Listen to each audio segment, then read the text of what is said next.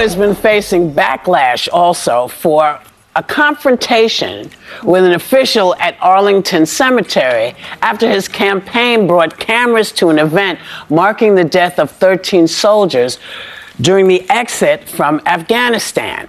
Now, he says he was invited by the families of the fallen soldiers who asked for the photo. But Vice President Harris called it a political stunt, and a lot of veterans also are not happy about it because there are rules about what you can and cannot do at Arlington. So the question is do you think this will hurt him? I just want to say, he has said so many disparaging things about vets that I think his mouth is just running and he doesn't know what's coming out. He called them suckers and losers.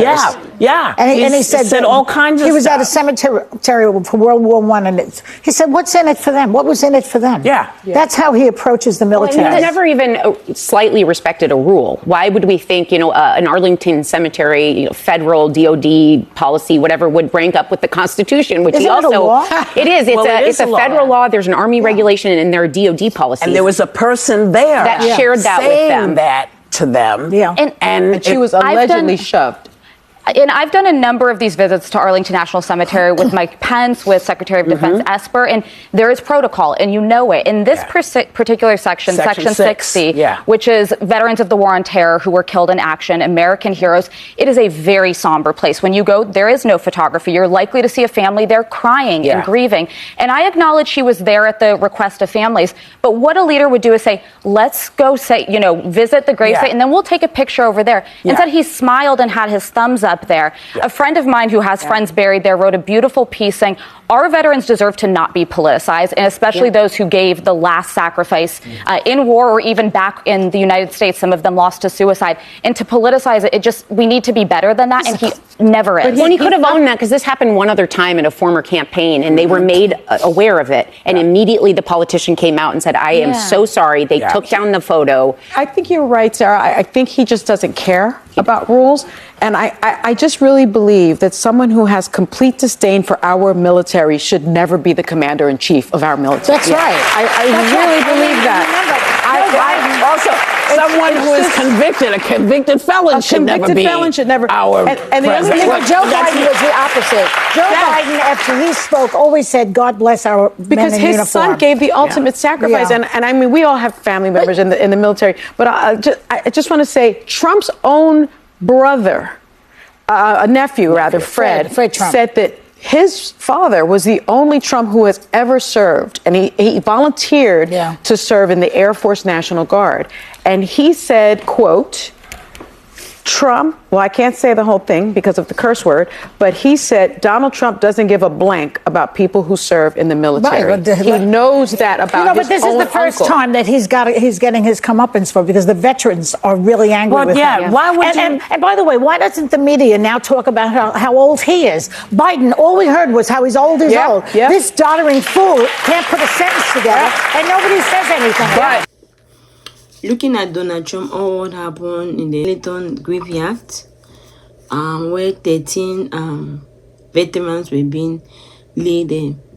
Donald Trump went there and claimed that the family of the deceased invited him there. But everybody was not happy, because when he went there, he went with his cameraman, and they could see him taking pictures around there. Not only pictures, the mood that he was smiling. He didn't even feel compassion. So the women in the view were not happy about that. And every other one were not happy about everything that was happening. So actually, what do you really think? When I give different idea, basically such a scenario, there's principle, there's protocol you had to follow. But they claim that President Donald Trump refused to follow those protocols. We always know that President Donald Trump, most at the time, even the Republican, as the women in the views were complaining that he always refused to follow protocol. He will not listen to anyone's advice. He wants to do his own thing at his own time. He doesn't want nobody to caution him. He doesn't want no one to talk to him. See, basically, he does his own things only when he wants to do it. At his own time, that's when he's going to do it. So everyone was not happy. Even the women in the views were not happy. Or they say that according to Behar, somebody who is very disobedient, somebody who does not even follow protocol, somebody who is felony for the many crimes he has committed, it does not deserve to be commander of the military, which is the president. So you don't even know why they're allowing President Donald Trump to become the president. They talk about when he had that confrontation with many people, he will not be nice to about the military.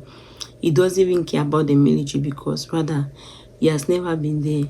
He's called his nephew, which is Fred, came and said that the only person in their family who have safe in the military has been his late father, and he was being mocked by President Donald Trump, even by his own great-grandfather, his grandfather.